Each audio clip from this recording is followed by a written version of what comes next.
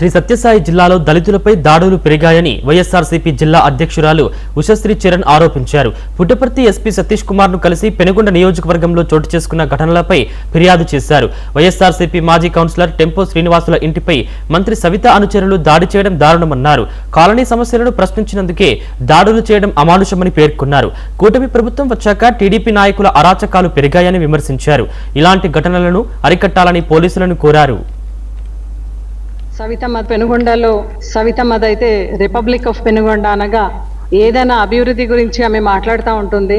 Road పరిశీలన చేస్తూ నిన్న వార్డ్ నెంబర్ 17లో వెళ్ళినప్పుడు మా నాయకుడు దళిత సోదరుడు టెంపో సీనప్ప వాళ్ళ ఇంటికి వెళ్ళి, ఏంది మీరు ఏ కులము, మీరు రెంట్ హౌస్లో ఉన్నారు, మీకు సొంత ఇల్లు కూడా లేదు, మీలాంటి వాళ్ళు ఎందుకు రాజకీయం చేస్తారని ప్రశ్నిస్తున్నారు సవితమ్మ ఫాలోవర్స్.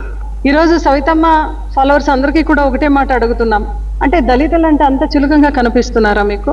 అంటే వాళ్ళకు స్వంతిల్లు లేదంటే రాజకీయం చేసే అర్హత లేదు అని మీరు మాట్లాడుతున్నారా? మీకేమైనా తల తిరుగుతుందా? ఈరోజు పెనుగొండలో ఎప్పుడు కూడా ప్రశాంతంగా వాతావరణం ఉండేది. సవిత, నిన్ను ప్రశ్నిస్తే ఎలాగో నువ్వు మాట్లాడు, ఎలాగో నువ్వు 4-5 బచ్చా వాళ్ళని పెట్టి ఏదేదో నువ్వు ప్రెస్ మీట్ చెప్పుకోకుండా నీ నోరు కట్టేసుకుంటూ మళ్ళీ వేరే వాళ్ళతో మాట్లాడించే అలవాటు ఇప్పుడు కూడా ఎందుకు దళితుల పైన నువ్వు దాడికి దిగుతున్నావు? అంటే దళితులు అంటే అంత చిన్న చూపు నీకెందుకు? అభివృద్ధి గురించి. పోలవరం జిల్లా రాజబొమ్మంగి మండలంలో పోలీసులు వాహన తనిఖీలు నిర్వహించారు.